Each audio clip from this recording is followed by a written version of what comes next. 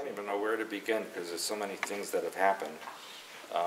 But since I did mention the airport thing, and hopefully the people sitting on that side of the room will be able to see the maps and the board here. Tomorrow we'll be using mostly PowerPoint, so you won't have any problem.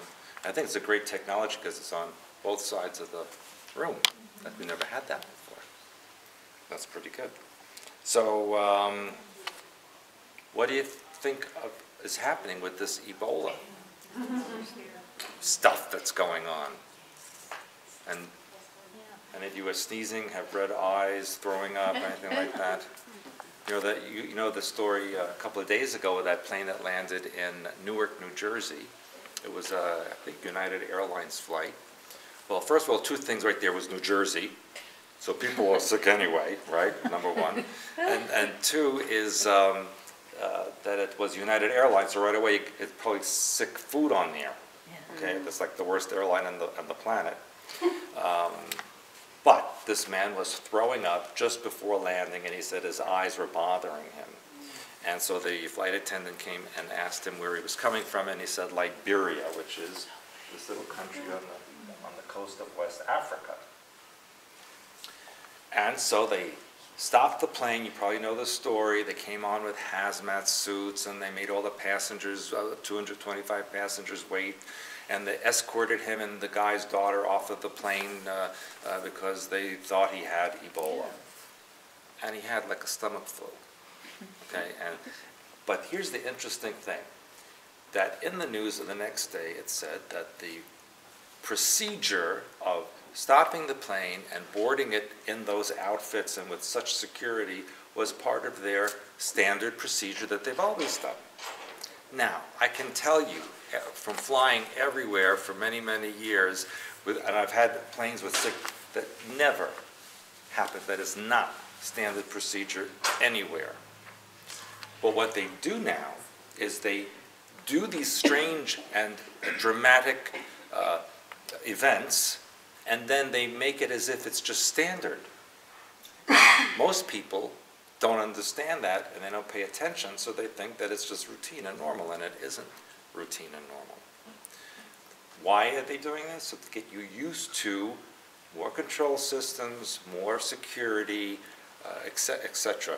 For example, in the UK, there is supposedly every person in the UK, if you're out walking in the street, you are photographed at least 30 times in one day. And 1 out of 78 people in the UK is specifically monitored by security systems. And as you know, in the UK, it is the most monitored, camera-crazy country in the universe. And the United States would be second, and then Germany as well. So everything you do, everything you say is on camera, and they want your genetics. In fact, they're in the train station. I don't know if you've seen this in some of the train stations in UK, but there are signs that say if you spit on the platform, they will get your DNA and trace you on the government computers to know exactly who you were, and your DNA will be online forever in their computer system, and you'll be fined for what you did, just spitting on the platform. So that's what's going on.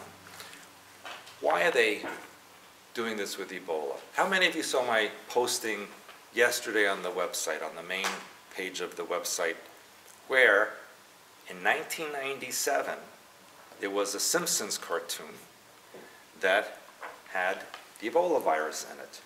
And in the cartoon, that episode, which was 17 years ago, Bart Simpson was sick and he was in bed, didn't go to school, and Marge came in with a book called Curious George and the Ebola Virus, and they flashed that on the screen. So that was 17 years ago, and Heather found where was it, Heather, that I had in my notes about DNA and Galactic History. DNA and Galactic History, which I did, I don't know, 10 years ago, 12 years ago, and I mentioned Ebola back then, because I knew what they're planning. And what's the interesting thing about Ebola? Where does it come from? It comes from West Africa.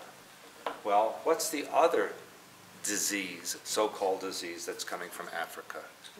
AIDS. HIV, AIDS.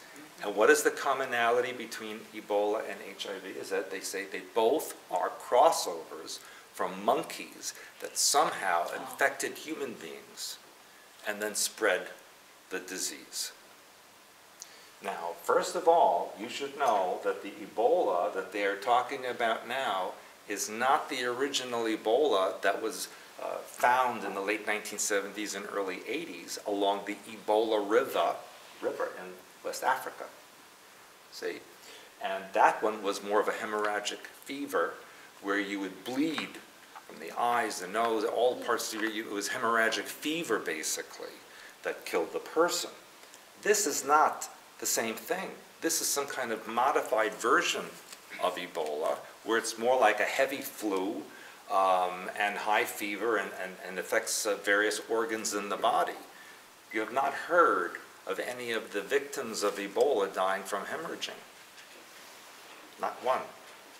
Today on the news it said that at this moment there are now 4,000 people in West Africa who have been diagnosed with Ebola and over 8,000 suspected cases. And then it went on to say that by January there could be 1.3 million. So how do they know or extrapolate from 4,000 cases to 1.3 million in just a couple of months? How is that even possible? And then you heard about the nurse in Spain yesterday who was also diagnosed with Ebola, and she said, I don't know how I got it. I wasn't in contact with that. And then Heather saw before she came here in the UK, it said that UK can expect Ebola in 3 weeks. Because that's on the schedule of when we should spray someone in the UK with it. Okay? It's all a bunch of malarkey. And I want you to start thinking about what happens this time of year, every year prior to this. What has been an epidemic? What was last year's epidemic? H1N1 virus, swine flu, okay? I didn't know anybody here that had it at all.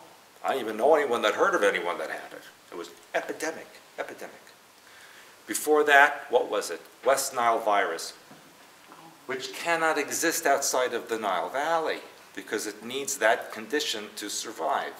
Just like Ebola along the Ebola River needs that condition to survive.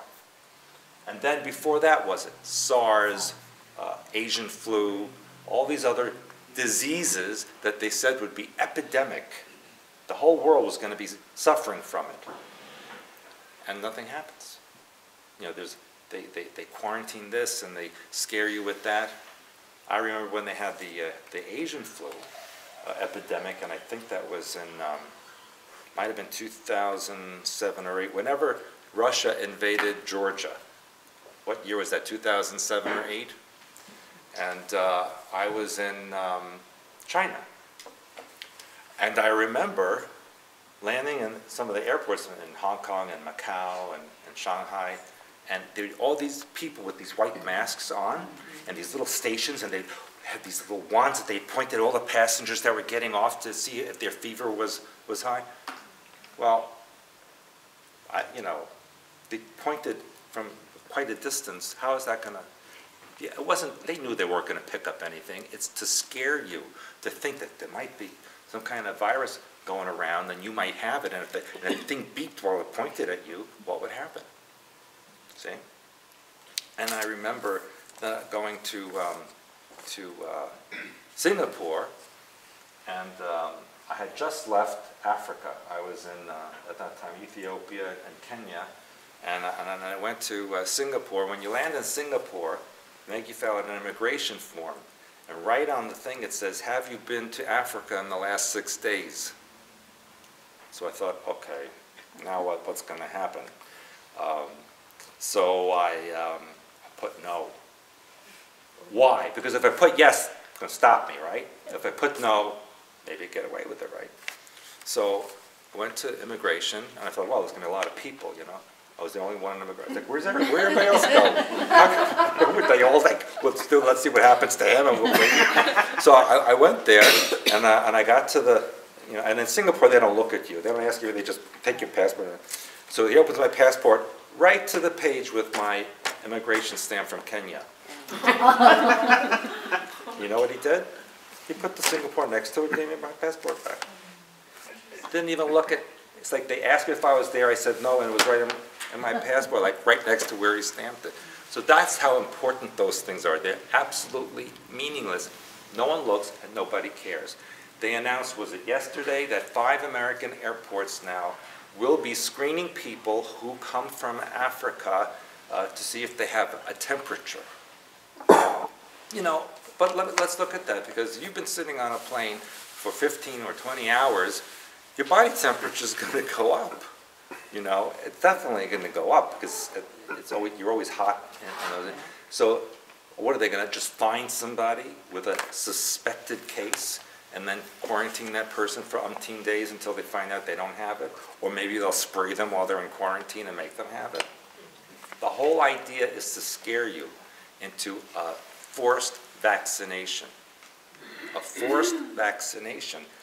It didn't work with SARS or with the swine flu or with West Nile. People didn't go for it.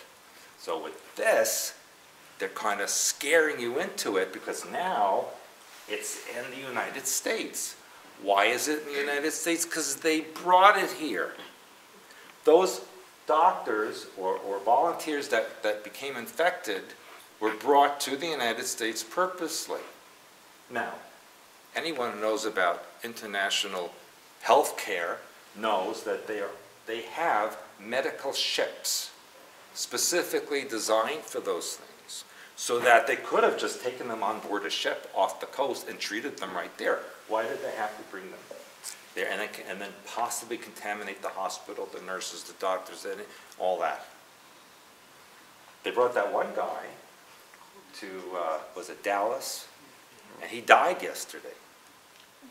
But what's interesting is, he was the only black person that was brought to U.S. that died. All the white people got cured. He didn't get that medicine that they got. And his family said it was because he was a poor black person. But then I think, well, if he's a poor black person, how did he go to Africa and spend time there and then come back and do all that stuff? You know, who paid for that? So there's a lot of stuff going on that's not true. Absolutely not true.